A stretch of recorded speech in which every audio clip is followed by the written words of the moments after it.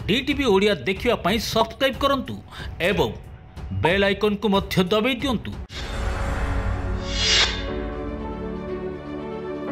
जय जगन्नाथ। मु ज्योतिर्विद डॉक्टर भवानी शंकर महापात्र आपण मानकु भाग्य दर्पण कार्यक्रम स्वागत जनाउछि। जो व्यक्ति विशेष कर्कट लग्न रे जन्म ग्रहण करिसंती, कर्कट लग्नर व्यक्ति विशेषों पाई केउं ग्रह माने शुभ बा केउं ग्रह माने अशुभ, केउं केउं ग्रह दशा कर्कट लग्नर व्यक्ति विशेषों को शुभ फल प्रदान करिथाय एवं केउं केउं ग्रह दशारे कर्कट लग्नर व्यक्ति विशेष असुविधा भोग करिथांती बा समस्या रे पड़िथांती। दर्शक बंधु, सदा सर्वदा मु विभिन्न कार्यक्रम रे कहे एवं एडा शास्त्र अनुमोदित प्रत्येक शास्त्र ज्योतिष शास्त्र लिखा जाइछि जे लग्न होछि मुख्य।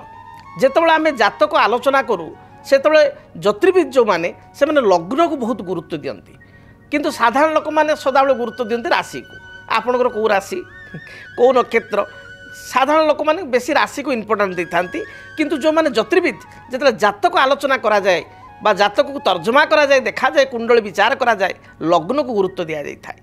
एपरिक समस्त ज्योतिष शास्त्र रे प्रत्येक ज्योतिष पुस्तक रे लग्न अनुसार प्रेडिक्शन मध्य करा जायछि बा फलाफल कहा जायछि। सेति कहा जाए लग्न मूलम क्रिया सर्वे लग्न मूल ही जातकम। लग्न अर्थ कौन आपण मान पचारे लग्न कहीं आम गुरुत्व दबा। लग्न हूँ प्रथम भाव, जातकर जो प्रथम भाव एक नंबर भाव रही जोटा लो लेखिक एक नंबर लिखाई सेटा ही लग्न। आउ लग्न को गुरुत्व दबार कारण हूँ लग्न होचंती आपण निजे जी जो लग्न रे जन्म ग्रहण करिसंती से व्यक्ति जनक से निजे से लग्न और जो प्रभाव प्रकृति लग्न जी अधिपति लग्न जी मालिक से ग्रहंकर प्रकृति बा स्वभाव एवं ता अनुसार फल फलाफल व्यक्ति भोग करथांती। उदाहरण स्वरूप आज आम कर्कट लग्न को विचार करुचु। जो मानकर कर्कट लग्न कालपुरुषर ये हूँ चतुर्थ लग्न एवं कर्कट लग्नर अधिपति होचंती बा कर्कट लग्नाधिपति होचंती निजे चंद्रमा। साधारणतः कर्कट लग्न को जो आम विचार करूँ कर्कट लग्न व्यक्ति विशेष अन्यर माइंड स्टडी कर दी था, कारण लग्नाधिपति निजे चंद्र।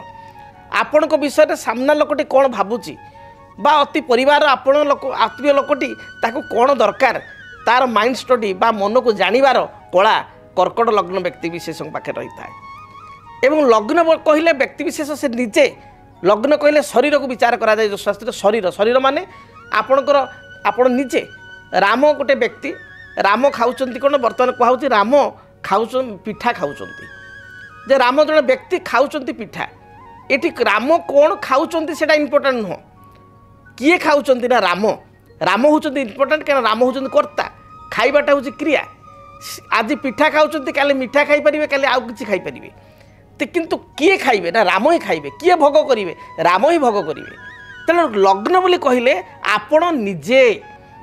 तेणु लग्न मूलम क्रिया सर्वे लग्न मूल ही जातकम। कर्कट लग्न व्यक्ति विशेषों जदि आम आलोचना करवा लग्न पर सबुठार इंपोर्टेंट ग्रह होचंती बृहस्पति, कारण बृहस्पति होचंती भाग्येश नाइन्थ लॉर्ड नवमाधिपति।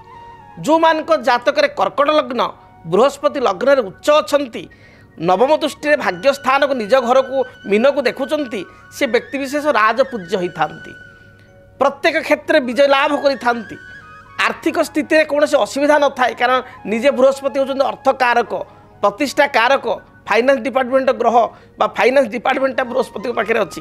तेणु बृहस्पति उच्च एवं नवम स्थान को देखुंती उच्च थी अति शुभ।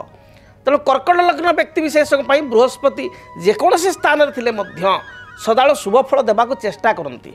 हुए तो अशुभ स्थान थे बा मकर नीच थे बा द्वादश कर्कट लग्न व्यस्त होते सेठी चाहिकी इच्छा करिकी फल दे पारती नाही।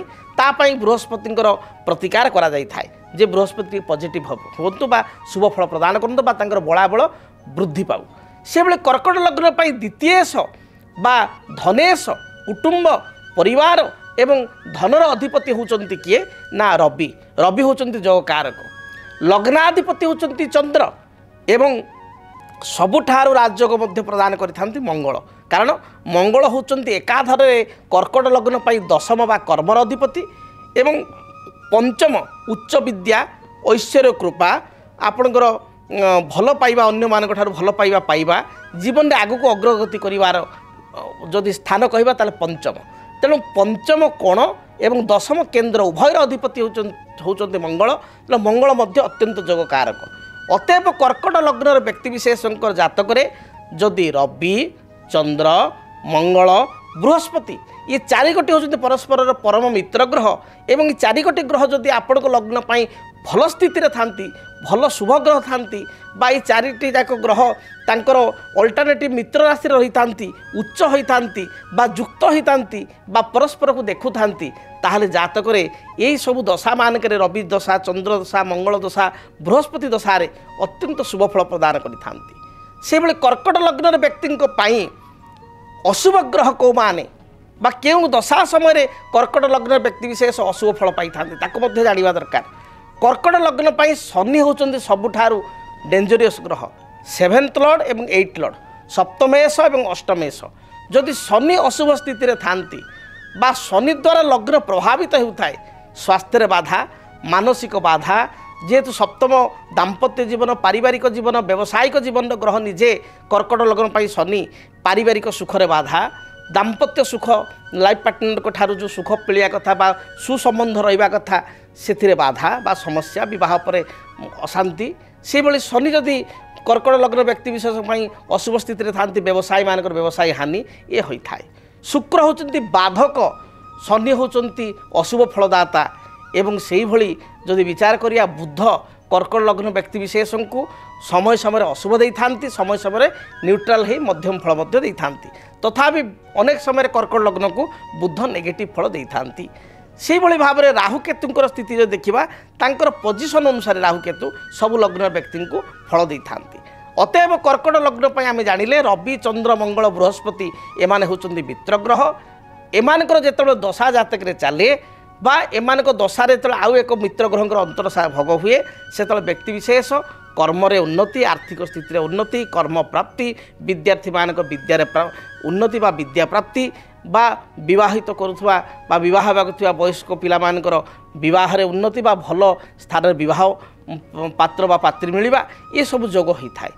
ଏବଂ ଶନିଙ୍କର, ବୁଧଙ୍କର ଏବଂ ଯେତେବେଳେ ଆପଣ ଶୁକ୍ରଙ୍କର ଦଶା ବା ଅନ୍ତରଶା ଚାଲିଥାଏ ସେତେବେଳେ କିଛିଟା ସମସ୍ୟା ଭୋଗ ହୋଇଥାଏ। ତେବେ କର୍କଟ ଲଗ୍ନର ବ୍ୟକ୍ତିବିଶେଷ ମଙ୍ଗଳ ପ୍ରଥମ ଯୋଗକାରକ ଗ୍ରହ ହୋଇଥିବାରୁ ମଙ୍ଗଳ ଯଦି ଜାତକରେ ଅଶୁଭ ଥାନ୍ତି ତାହେଲେ ରକ୍ତ ପ୍ରବାଳ ନିହାତି ଧାରଣ କରିବା ଆବଶ୍ୟକ। ରେଡ୍ କୋରାଲ୍ ବା ରକ୍ତ ପ୍ରବାଳ ଆମେ କହିଥାଉ, ମୁଙ୍ଗା ମଧ୍ୟ କହିଥାଉ। ସେଭଳି ଯଦି ରବି ଜାତକରେ ନୀଚ ଅଛନ୍ତି ବା ଅଶୁଭ ସ୍ଥିତିରେ ଅଛନ୍ତି ତାହେଲେ ମାଣିକ୍ୟ ବା ରୁବି କର୍କଟ ଲଗ୍ନ ବ୍ୟକ୍ତିବିଶେଷ ଧାରଣ କରିବା ଆବଶ୍ୟକ।